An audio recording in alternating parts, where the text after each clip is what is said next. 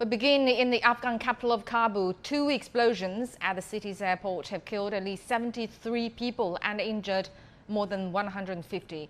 The Islamic State affiliate ISIS-K has claimed responsibility for Thursday's attacks.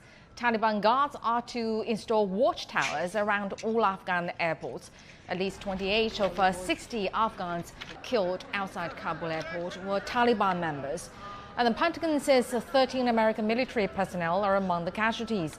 Tens of thousands of Afghans have been gathering at the airport, desperate to flee Taliban rule. For more on the situation on the ground, let's go live with the freelance reporter Zamrali Abbasin in Kabul.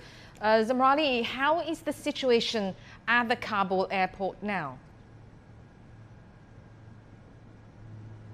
Hello, good morning. The situation looks the same way like it was after Thursday evening. The roads and paths to Kabul airport are blocked by the Taliban, and they've been strict their operations and searches, and those who want to go to Kabul airport are mostly not allowed. But for the media, it's hard to find out what's going on close to the airport and at the gates, because no one is allowed out there at this moment that the morning is just started at Kabul and a new day is raised.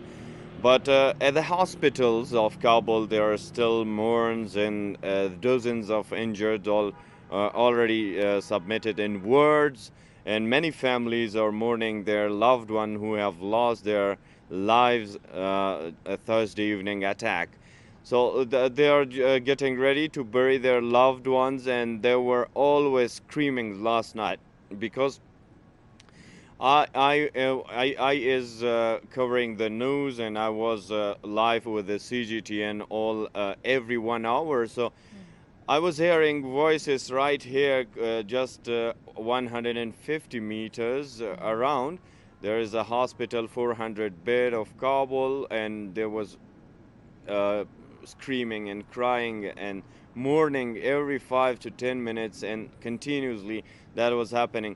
So the latest about the casualties, which was said before, is 90 at least, and 150 injured, but we have to wait to be confirmed from the hospitals and authorities and other.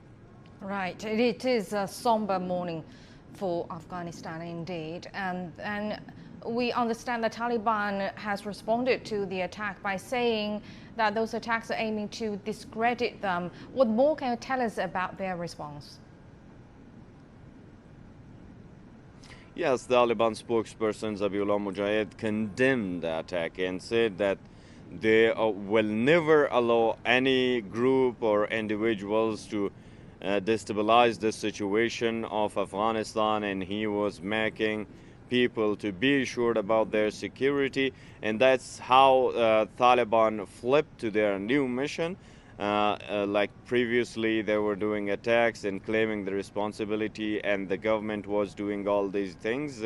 But now the Taliban are at this stage. At the same time, Taliban spokesperson Zabiullah Mujahid also said that the attack took place in the areas where U.S. forces were responsible for security, while the U.S. and U.K. were continuously alarming since last 2 days that there is a possibility of suicide attacks, and the people should flee the area who are just on the gates of airport without any documentation or the proper ways. Whether the evacuation process continues, that's what the authorities says from United States and other foreign missions, but it's uncertain at this moment that how will they continue this process while thousands of people are waiting. They've gotten their visas and they are still waiting in different parts of the country to get a call and relocate to some part of Kabul, and then dropped by those foreign missions inside Kabul airport. And that's what we can talk about now, and we will find out much more details about this and updates when the situation is clearer and we get approached to Kabul airport. Right, and talking about the evacuation plans, tens of thousands of people have waited to evacuate, as what you said, and before and after the attack, some Western countries have halted or ended the evacuation plan, and some countries are accelerating it. What details, more details can you tell us? Well, what can I tell now is that there were helicopters and Apaches all long night, and still I can hear its voices in over Kabul sky, and they have been doing their evacuation process, and also the officials from United States and other countries also pledged that they will continue the evacuation process till the deadline, which is 31st of August. But at the same time, there were also reports that the Taliban will allow the eligible people to be evacuated even after 31st of August, though they have been showing their seriousness towards the deadline of 31st of August. Yet again, that this is the scene that we have to be waiting, because all night the roads to Kabul airport were blocked, and it was like a zero approach to Kabul airport for anybody, and also it was an emergency situation, while United States of America and United Kingdom also alarming about much more similar attack on Kabul airport gates, and that's what most of people are afraid, particularly those who want to flee the country also see the situation different, and that's why they have they don't have the heart and deeds of like the courage of going to Kabul airport now. How about within Mostly. the city of Kabul, Zamrali? How are people feeling about the attacks at the airport? Are they worried that something might happen in the city as well, not only at the airport? Yes, of course. They are frightened, they're scared, and the situation looks much foggy for them. But many believe that they have to fly because the future of the country, according to their own views and sights, is not much clear. It's foggy, and many believe that it would be darker because now the ISKP is on the ground. They have been doing that such big explosions, which is questionable. How could they do this, and how they made all these ways to finally do their operations in Afghanistan, and the brutal attacks that they've been doing since last 2 or 3 years is now accelerating, and many see it as a new era of war and a saga between Taliban, ISKP, or the Daesh in the country, and they still feel fears.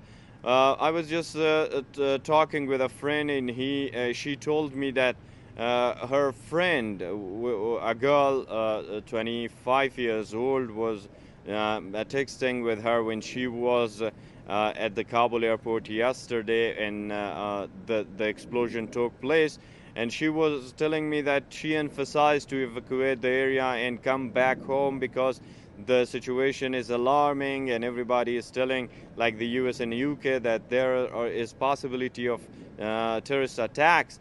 And she said, I better die, but I won't leave this area because this country is a hell anymore. That's what she told me, and you can just count this to many others, how they feel about their future and why would they try to still flee the country even if it's challenging and it will take their lives. All right, thank you very much indeed, Zamrali Abbas in Kabul. Stay safe there. And China media group's correspondent Obaidullah Musafazada told us what he saw after the blasts. Now I'm in front of the emergency hospital, and I witnessed that the ambulance are bringing the injured people. I checked that women and children also among the casualties. I interviewed a witness, and he described that the situation was very terrible, and many people was killed and injured. And ambulances have been rushing to send the injured to hospitals. After the explosions, the Taliban shut down the surrounding areas outside the airport. A witness said there was no sign of the attack before the blasts. I was 50 or 60 meters away from the scene. The explosion happened all of a sudden. No one saw it coming. The blast has left a high number of people injured or dead.